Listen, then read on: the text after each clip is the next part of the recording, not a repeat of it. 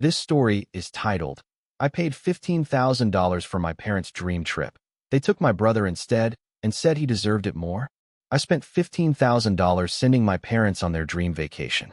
They ditched me and took my brother instead. Now they're begging me for a place to stay. Hey everyone, my name's Alex. I'm 32 years old, living in Decatur, Georgia, with my wife, Kalista, and our two little girls. Sophie and Emery fill our two-story house with laughter every afternoon, running circles around the living room and chasing each other through our tiny backyard garden. Kalista and I are both software developers. She works for a finance company while I design mobile apps for a tech startup. Together, we earn enough to live comfortably, never really stressing over bills or groceries.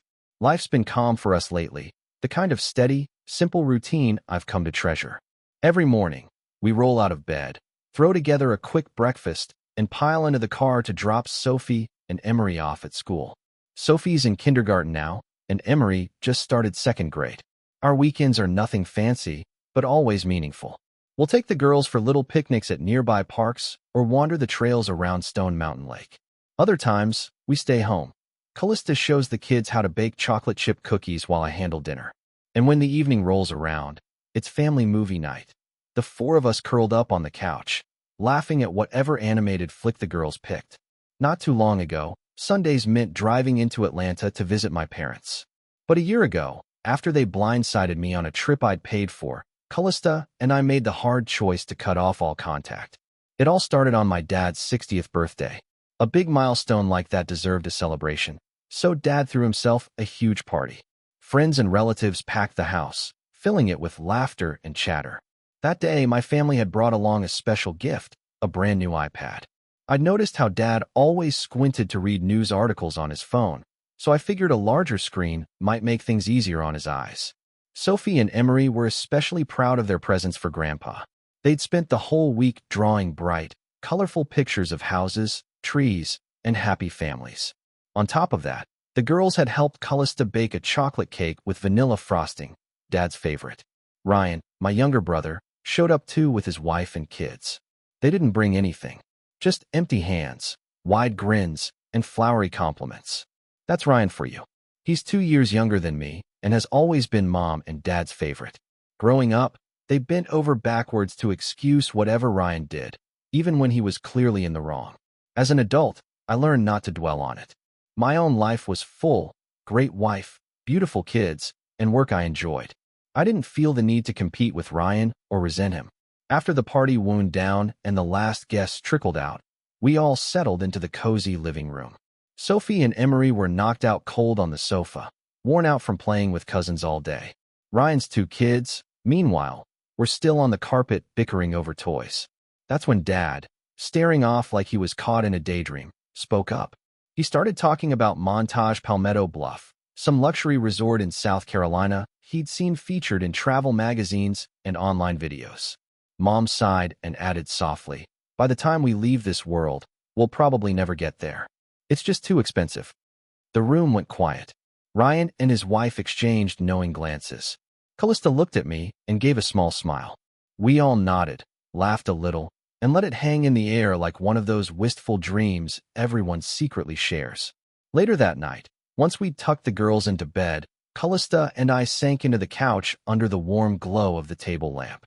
She turned to me, her voice gentle but steady, and said, "What if we paid for the trip? For your parents? We could all go as a family." Her words caught me off guard. I stared at her for a moment before asking, "When did you start thinking about this?" Instead of answering, Kalista got up, grabbed her laptop, and opened a spreadsheet she'd been quietly working on. It was all there. Flights, rooms, meals, spa treatments, kayaking adventures, even kids' activities. 3 days at Montage Palmetto Bluff for 6 people came to just over $15,000. Kalista had even factored in gas for the drive from Atlanta. Seeing the total nearly made me choke. Sure, we weren't broke by any means, but 15 grand? That was months of savings. Almost a year's tuition for the girls. Kalista must have sensed my hesitation because she placed a hand on my shoulder and said softly, "I know it's a lot. But Alex, this is your parents' dream. They're 60. They've worked hard their whole lives. Don't you think they deserve it?" Her words hit me harder than I expected. Memories of my dad coming home late from work, of my mom pinching pennies to make ends meet, they all came flooding back. After sitting in silence for a while, I finally nodded. Okay, let's do it. Let's surprise them. Kalista's face lit up with a bright smile, and for a moment, I felt good about the decision. Really good. The next day, I drove straight to my parents' house after work, heart thumping in my chest. I couldn't wait to see their faces when I told them. When I walked into their living room, they were sitting there watching the evening news. "I've got amazing news," I said, grinning. "We've decided to pay for the trip to Montage Palmetto Bluff you were dreaming about. All expenses covered."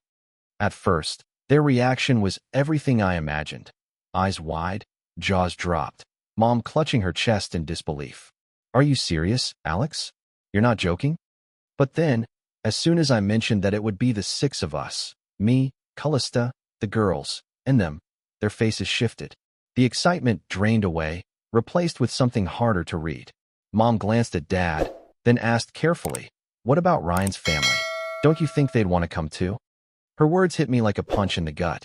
When I glanced at my daughter's wide, innocent eyes, my chest tightened with a mix of anger and sorrow.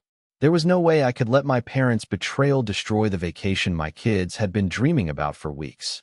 I forced myself to breathe, to stay calm, and to think through other options while shoving down the fury that kept trying to boil over. Kalista and I grabbed our phones and frantically started searching for places we could take the girls, somewhere that would still feel special and give them memories worth holding on to. But time wasn't on our side. It was already close to lunchtime, and most of the nicer resorts around Atlanta were completely booked for the weekend. After 3 failed calls and the same polite "sorry" were full responses, my stomach knotted with worry. Then, by sheer luck, I got through to Barnsley Resort in Adairsville, Georgia. The receptionist told me they still had a family suite available for 4. I didn't hesitate. I booked it on the spot and paid in full over the phone. It wasn't cheap, not by a long shot, but I didn't care. All I wanted at that moment was to give my girls a vacation they'd never forget. Once the arrangements were done, I climbed into the back seat of the car, where Sophie and Emery were still chatting excitedly. In the gentlest voice I could muster, I said, "Sweethearts, Grandma and Grandpa had something come up, so they won't be joining us. But don't worry, we're still going to have an amazing trip together." Emery's little face fell. "But Daddy, why aren't Grandma and Grandpa coming with us?" she asked softly. I forced a smile and brushed a stray curl from her cheek. "Sometimes grown-ups have important things they need to handle. But you know what that means? We'll have even more time to have fun together, just the 4 of us." With that, I started the car and steered us toward Adairsville. On the drive, I tried to focus on light conversation and pointing out interesting sights to the girls, but no matter how hard I tried, the sting of my parents' betrayal kept gnawing at me. Traffic on the highway slowed us down, and we finally pulled into Barnsley Resort around 3 p.m. After checking in and dropping our bags in the suite, we decided to start the trip off with some easy activities to help the kids unwind after hours in the car. Sophie and Emery were thrilled when they saw the little lake at the resort. They giggled and squealed as they tossed breadcrumbs to the ducks, watching the fluffy ducklings scramble and splash to grab each piece. Next, we played a round of mini-golf, and Emery impressed us all with her surprising aim and determination. While the girls ran off to explore the playground, I pulled out my phone to snap a few photos of their smiles. I thought about posting them to Instagram later, maybe sharing a slice of these unexpected but precious family moments. But as I opened the app, a post from my mother's account stopped me cold. It was a photo of her beaming beside Ryan, his wife, and their kids, right in the luxurious lobby of Montage Palmetto Bluff. The caption punched me straight in the gut, feeling so blessed to be here with my son and grandkids. "Thank you, Ryan, for making this dream come true." My hands began to tremble as I scrolled down and read the comments beneath it. "Ryan is such a wonderful son. You're lucky to have a boy like him. I wish my kids took care of me like Ryan does." Each line felt like a dagger twisting deeper in my chest. They hadn't just cut us out of the trip.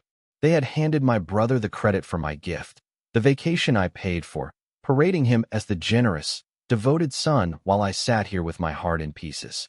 I could feel my blood boiling. That night, after Sophie and Emery had finally drifted off to sleep, I sat on the balcony with Kalista, staring out at the resort's peaceful garden. My voice was low but firm as I said, "I've come up with a plan. My parents need to learn that their actions have consequences.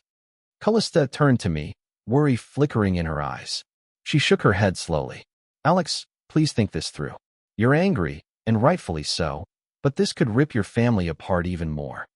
But I'd already made up my mind. My resolve felt like steel in my chest. I looked her straight in the eye and said, no, this time, I'm going to demand justice. Kalista stayed silent for a long moment, then finally nodded. All right, she whispered. If you're sure, I'll stand by you. That night, I resolved that the plan would go into motion once we got back home. I wasn't going to let bitterness ruin the rest of this vacation for my daughters. Over the next 2 days, Kalista and I poured our energy into making Sophie and Emery smile. We hiked forest trails, baked cookies together in the lodge kitchen, and spent quiet afternoons by the lake skipping stones. Every giggle and every hug from my girls soothed the ache in my chest. The sadness lingered, but their laughter reminded me why I had to stay strong. When we returned from Barnsley Resort, I headed straight to the law office of Miller and Associates, a firm I'd researched carefully online. The building stood tall and imposing in downtown Atlanta, its glass windows reflecting the gray sky. Inside, I met with Blake, a sharp-looking attorney who listened intently as I laid out every detail of what had happened. When I finished, Blake leaned back in his chair and said with quiet conviction, "You're absolutely within your rights to take action. I'll guide you through every step of the process." We went over the legal procedures carefully. I jotted down notes about the documents I'd need and the timeline for serving notice. As I sat at my desk later that evening, staring at the printed notice in my hands, a strange calm settled over me. This wasn't revenge. This was justice, and I didn't regret it for a second. The following day, after finishing my work shift, I ordered an Uber instead of driving myself. I didn't want my parents to recognize my car. During the ride, I gripped the white envelope tightly. My hands trembled, not from fear, but from a strange mix of determination and heartache. When the car stopped in front of my childhood home, I saw the soft glow of lights in the living room. They were home. I stepped out, paid the driver, and walked up to the door. My finger hovered over the doorbell for a moment before pressing it. After a few rings, Mom opened the door. Her eyes widened in surprise. "Alex, what are you doing here?" What stunned me most wasn't her question. It was the complete lack of guilt in her voice, as if she truly believed leaving us behind on that trip was no big deal. I didn't answer. I stepped inside without waiting for permission. Dad sat on the couch, staring at the TV, his face unreadable as he glanced up at me. I pulled the notice from the envelope and handed it to them. My voice was calm and cold. "This is a legal notice." They read it together, their expressions shifting from confusion to panic as the words sank in. Mom's hands started shaking. "Alex, you can't do this. We're your parents." A bitter smile tugged at my lips. "You have 30 days to vacate this house. I've let you stay here rent-free for years. Now I need it back." Tears filled her eyes as she crumpled onto the couch. "You wouldn't be so heartless as to throw your own parents out. Where would we go? We're too old to start over." For a moment, my resolve wavered. But then I remembered that Instagram photo and the twisting pain I felt reading her text. I pulled out my phone, opened the app, and found the post, the one where she thanked Ryan for funding the trip I paid for. And my determination hardened all over again. I held my phone up to my mom's face and asked, "Didn't Ryan pay for that trip? Why don't you go live with him?" Her eyes darted to the photo on the screen, and for the first time, she went completely silent. She knew the lie had unraveled. I didn't stop there. I walked over to where they kept the keys to the Camry, the silver car I'd bought years ago, and let them use without question. Grabbing the keyring, I said coldly, "I'm taking the car back today." At that, my dad's voice cracked in disbelief as he shouted, "You're doing all this over one trip?" My mom's tone turned sharp and accusing. "We're family. How could you be so selfish?" Their words stoked the anger simmering in my chest.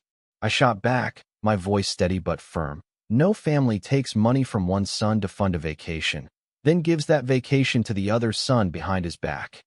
I didn't wait for a reply. I turned on my heel and walked out, keys in hand, refusing to let them draw me into another pointless argument. Let me give you some context about the house they were living in.